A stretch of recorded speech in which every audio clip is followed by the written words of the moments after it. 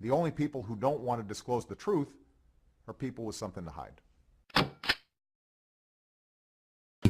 So I saw this on Drudge yesterday, and it just caught my interest here. Wayne Allen Root is a former Libertarian vice presidential nominee, now serves as the chairman of the Libertarian National Campaign Committee. And what's interesting about this, he said he was President Obama's classmate at Columbia University, the class of 1983. He said he's one of the most accurate Vegas odds makers that's out there, and he said he was awarded his own star in a column he writes on the Vegas Walk of Stars. And he goes on to tell the story that he thinks Obama has a big skeleton in his closet.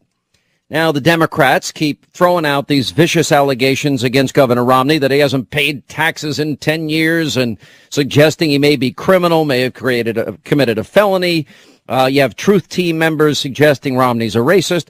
And I just thought it would be, as part of vetting the president, raise this question: where are the college records from the most transparent president in American history? Where are these records? Occidental. How did he get into Harvard, Columbia, all these great schools? And why is it that people don't even remember him there? Where's his thesis? Where are his grades? What are they hiding? What's on his applications? None of this information has gone public.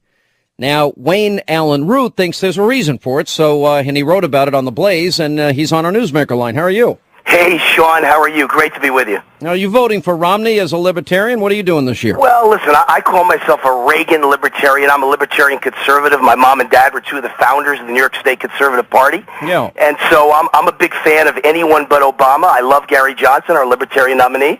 And I love Mr. Romney. If Mitt Romney wins the election, I hope and pray he wins, because I can't take another 4 years of Obama as a businessman. But if Mitt wins the election, I hope he listens to the counsel of a Ron Paul and a Gary Johnson on economic issues, because I think they've got some great ideas for how you cut spending. And I think we need some major cuts in spending that traditional establishment Republicans probably don't want to do. Listen, if they get into office and they don't do it, then they won't be there very long, because the nation is crying out for bold leadership. This is not a time for half measures. I mean, if they think they're just going to cut along the margins, then that's not why I'm electing conservatives. That's why I want people like Ted Cruz. That's why I'm glad Lugar's gone in Indiana. Right. Well, listen, I'm a Tea Partier, and I'm a small businessman, and I'm an entrepreneur. I said Vegas odds maker, but I own my own business. Yeah. Doing that, and I own 20 other businesses. And I'm telling you, Sean, it's a bloody battlefield out there. People are not hearing the truth about how bad business really is. It's fallen off a cliff. And I believe that if Obama's reelected, it will be the end of capitalism in this country. And I've never been an exaggerator, a conspiracy theorist, none of that.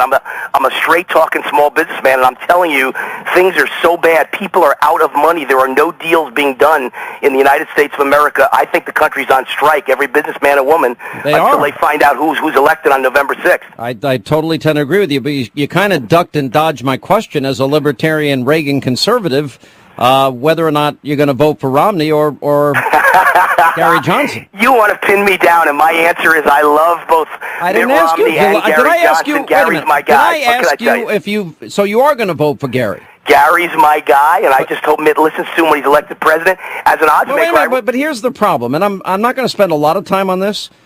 But I like Gary. I don't agree with him on drug legalization, but short of that, I mean, he'd be infinitely better than Obama. I agree with that. But that's like a half a vote for Obama. Let's be honest here. No, here's what I'd say. Well, it depends what state you live. You live in Nevada? Yeah, I live in Nevada. Your vote matters. Your vote matters a lot. Here's what I'd say is a fair way as a Reagan libertarian to treat your listeners. If you're in any battleground state and you feel like you've got to vote for Mitt Romney to defeat Obama, God bless you. If you're in a state like Texas or California or New York, no matter what you do, the outcome is decided. Your vote in those states is meaningless, but to vote for Gary Johnson in those states, you know what it means? It's like my parents' old conservative party. You get more power for a third party, the Libertarian Party, that can hold its boot to the neck of a Republican nominee and a Republican Senate. All right, but you're in, with all, I don't need the lectures here, because you're in one of those states that really matters a lot. Hey, listen, I don't need any lectures, Sean, only because I've probably done more to help elect a Romney than any conservative in the country. But you're not going to vote. But you're not going to vote for him, you said. Well, I just like a Gary Johnson because I think his record as governor is all right. So phenomenal. then, let me ask you this, because as we're vetting the president, I was very interested. So you graduated the same year Obama did in '83 out of Columbia University. You were not only same class of '83, Sean, but I was a political science major, which he was. I was pre-law, which he was. Right. And so you've talked to all of your friends at Columbia, and none of you remember. Well, not only did I never see him, never meet him, don't remember ever, not only meeting him, never heard of him, never saw him, none of my friends ever met him or heard him or saw him, but on top of that, once this came out, this article, and it's gone viral, I've been everywhere, across the internet and across radio and TV, once all this happened, I've got about 1,000 emails overnight, Sean, and I would say at least a dozen, maybe 15 of them, are from old Columbia classmates who I did not know. Some of them were from my class, '83, some said I'm from '82 or '84, and they all said the same thing. We've been thinking what you had the guts to say, Wayne. Never saw him, never heard of him, don't know anybody who ever saw him or heard of him. These are total strangers from Columbia that I've never met saying the exact same thing. All right, so you both graduated, according to Obama, Columbia University class of '83. Correct. You were both pre-law and political science majors. You said in your article that you thought you knew most everybody at Columbia, and that you at least would have heard of him, especially if as a fellow political science major. But then Obama, who then I guess was known by his earlier name, Barry Soetoro, you never met him. Nobody you know. You talked about the Wall Street Journal reported in 2008. Correct. That they called 400 of your fellow Columbia classmates, not one who ever met Obama. Isn't that odd? Very odd, considering that almost everyone I went to Columbia with was an extreme, ultra liberal. Many of them were outright Marxist, communist, socialist who said proudly, I hate America, I want to bring the system down. You know, it's funny because I always talk about Cloward Piven, two Columbia professors who left right before Obama and I got there, or Obama and I theoretically got there, and all the students used to talk about it all the time. That was the theory to take down America, that you overwhelm the system with debt, with food stamps, with welfare, with unemployment, with disability. Isn't that exactly what's happening right now? It's frightening. I mean, look, 15 million more Americans in poverty. We've adopted the welfare state that will guarantee America's bankruptcy. All right, but let me stay focused on this, because we do know we actually aired for the first time the video that came out courtesy of Breitbart.com when he was at Harvard with Professor Derek Bell. So his history is he goes to Occidental, he gets into 2 Ivy League institutions.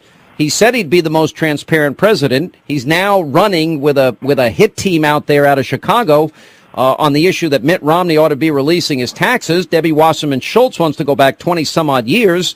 And you're saying, well, if that's the case, release your college records. Yeah, I'm proposing a trade. I've given Mitt Romney advice. I think that, if I was under attack like this, I would say one of two things. Here's 2 ways out for Mitt Romney. Number one is I will trade. I will give you 10 years of tax returns, and I'll give you everything else in my life, from my marriage certificate to my health records to my business records to my birth certificate, as long as Barack Obama does the exact same thing. I want transparency. I'll give you mine, and I'll show you mine if you show me yours.